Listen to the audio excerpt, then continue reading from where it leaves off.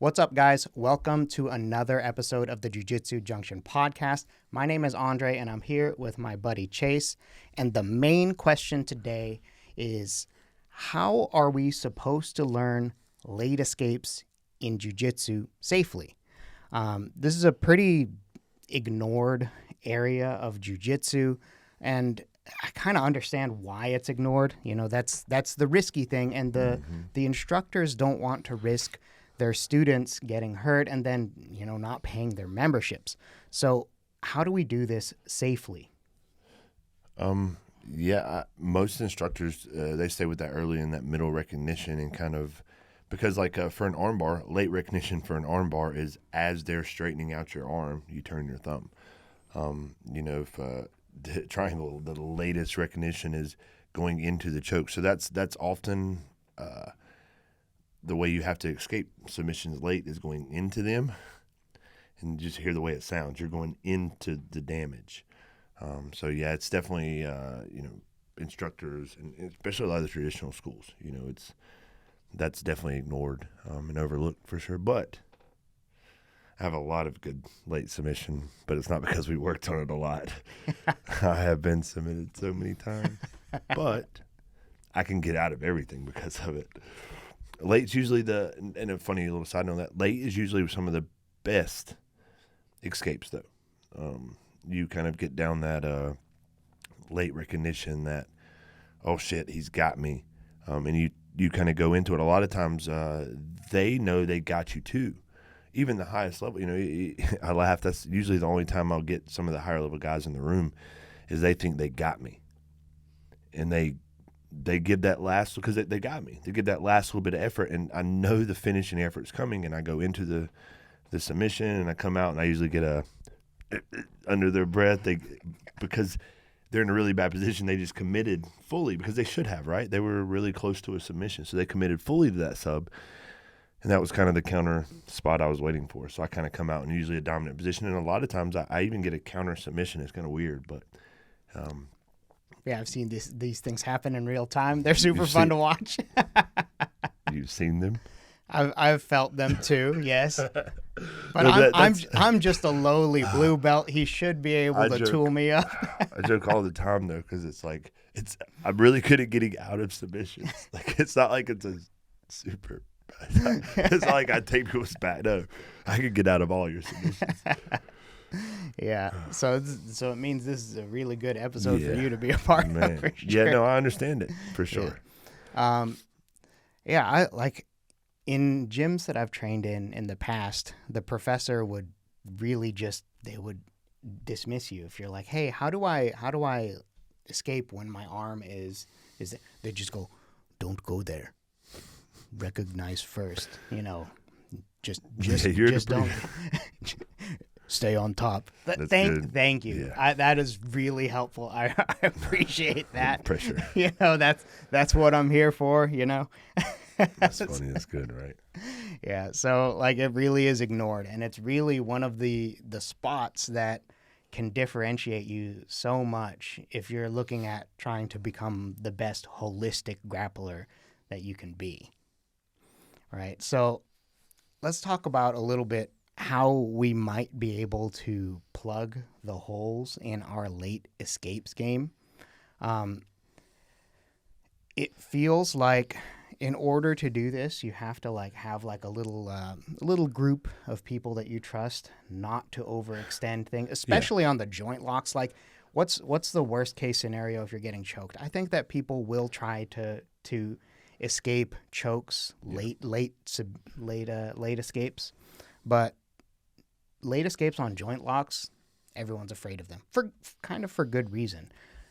Yeah, definitely. I've specifically working, on those kind of late escapes. I guess it's funny, not specifically working on them, because you don't really want to specifically work in live rolls on late escapes, but getting caught in a lot of submissions, and having to go with that late escape. They still, obviously they still end up hurting. A lot of those locks still hurt a little bit. You're still gonna, but it's not the point of damage. Isn't at the most. You're changing the leverage at which they apply it.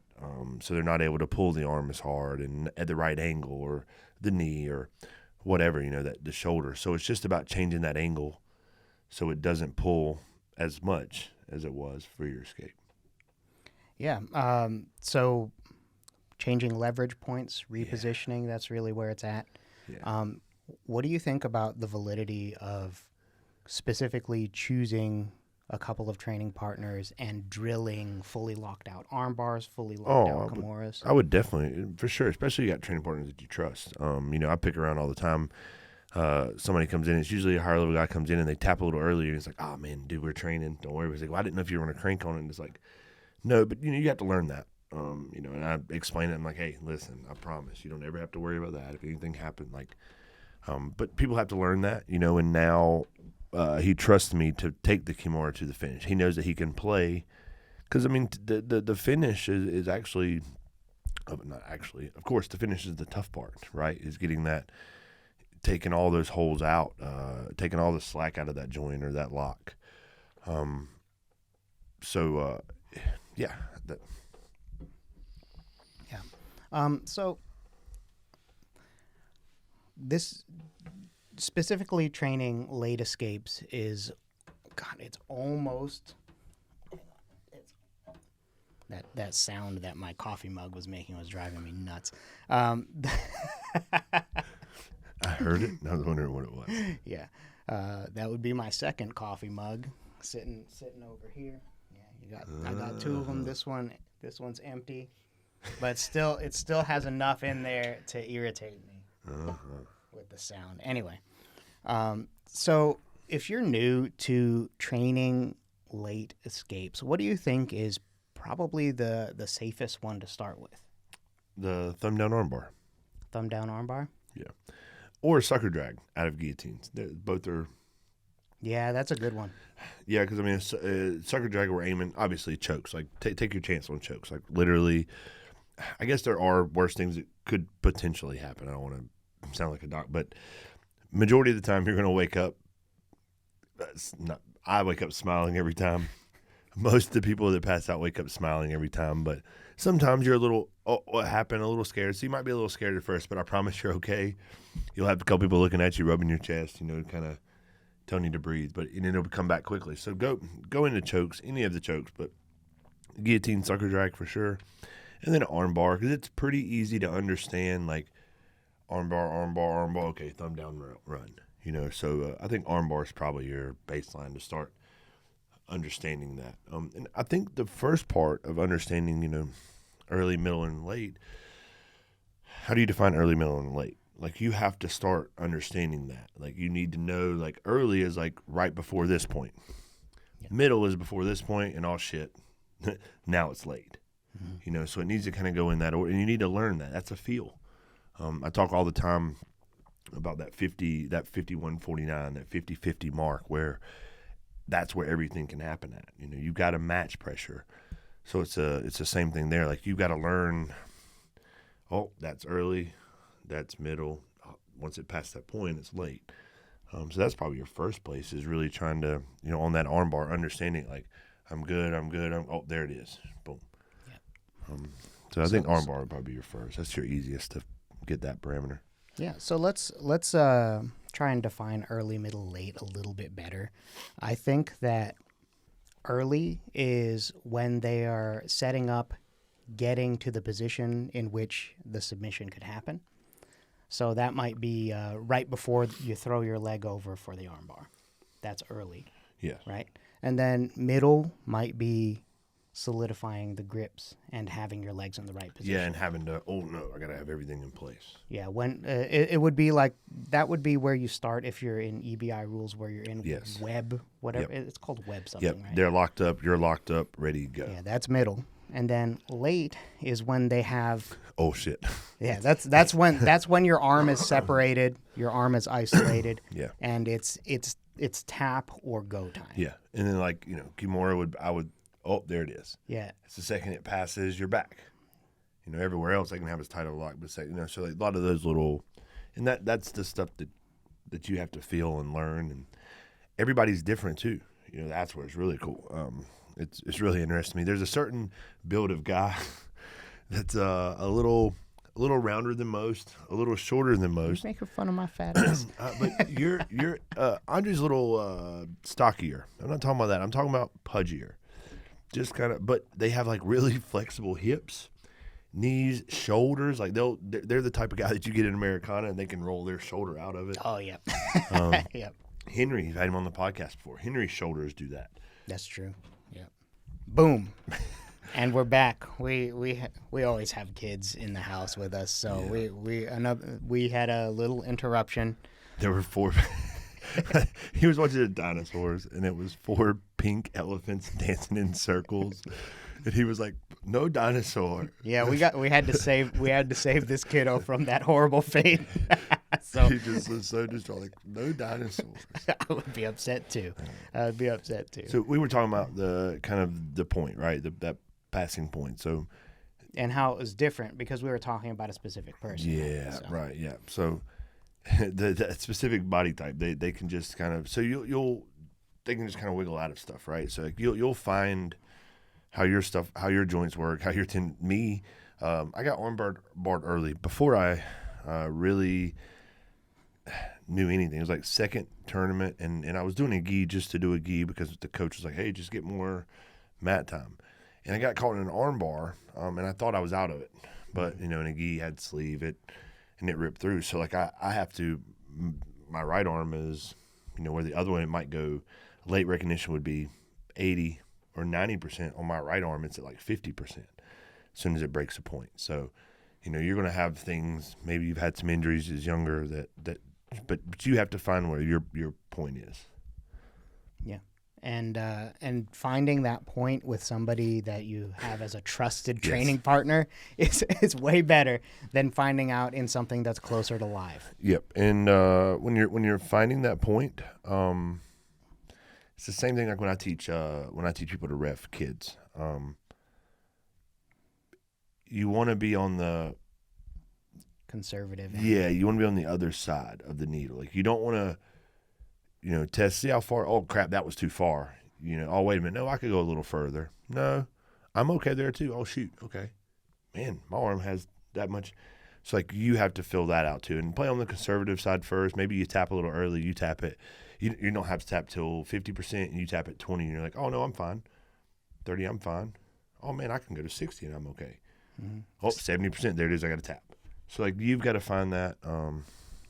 Man, I think since we're in the gym we're at, sometimes I'm like tapping early and then I get like the dirtiest looks. They're like, "Bro, you didn't even try the late escape." I'm like, "Sorry, I'm a pansy. I need to do it right." And then we go back to that position, and then they're like, "We're forcing you to confront your demons, Andre." I'm definitely guilty of that. I'll be like. It's not just you, though. Why did you tap? I didn't even. Well, I thought you thought. No. Yeah, we're going back there, and you're going to confront this. I'm like, okay, yes. You better believe it. Yes, sir, Henry. Yes, sir. He done it to me. Oh yeah.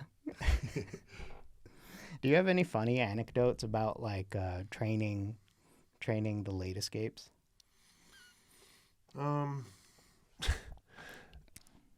not about training, but somebody who one of our training partners that he doesn't do his late. He never works on late escape. His late escape is like freaking out, tapping. He'll choke. He'll smack the mat really hard. So maybe not about technically doing it the right way, but he doesn't work on late escapes. And he doesn't know where that line is yet. And he is definitely on the far side of it. The last 3 times I've seen it, he like either got his arm hurt or he like, I'm like, bro, you didn't know it was coming. Yeah, but I thought I could. All right, I guess you're just, and he's just testing the line too. Yeah. Wrestlers are a little more hard-headed. Wrestlers will really, really, really test the line. Yeah. That's why they get the late escapes. they develop those quicker. Think about like a Toro. Yeah. He'll just kind of hang on there at the end because he's like, man, I think I can get out. Like he's just testing it, and then he'll kind of freak tap at the end because he was really waiting for the last second. Like, yeah. Kind of competition edge. Yeah, competition edge. Yeah. And I mean, he's doing great things. So He's in Albania. he's in Albania right now. He's what's the So we have four of our guys: Arturo, Kerry Miller, Gabriel Salas, and Gabriel Muscat and Silas Muscat. All four on IMAF, the International MMA Federation World Tournament in Albania. There'll be 5 cages and like 54 countries, I think, have signed up so far. So they're chasing a world championship. They went to Pan Am's a few months back, and they all medaled at Pan Am's to earn their spot on Team USA. So yeah, that's really cool stuff. So it makes sense that those people would be the ones who are willing to test the line because they need to know it. Yeah, Right? They need to know it. Yep. And yeah, it's good to know that stuff. Yeah, definitely. That would be the kind of the takeaway of it. It's like, man, just make. It's good. You kind of have tested yourself. Find your partners. You know, that'll pull on your arm a little bit. That'll be like, oh, they'll look at you. Oh, you're okay. Okay. You know, you have partners that'll do that. So that, you know, like usual, speak with your training partners, plan stuff out. Yeah. So I would say, figure out what early, middle, and late mean for you. Early and middle are a little bit more clearly defined. Yeah. Figuring out the late is pretty important. Choose a training partner to explore some of these spots. You don't have to open yourself up to a whole bunch of risk when you're rolling with just people in class, or definitely don't do it in competition. And put some time into it. Yeah. You know, it's a part of the game. You can't neglect it. Probably start with the sucker drags and the chokes, and then the simpler things. It's very easy to mechanically understand what's going on with an arm bar that's attacking the elbow. Yep. Probably don't do that with a heel hook. You know, so just no. Yeah, no. So kind of go down, experiment. Let us know how it goes for you. You know, don't test the heel hook. Please don't test the heel hook. Anyway, we appreciate you tuning in, and we will talk to you next time.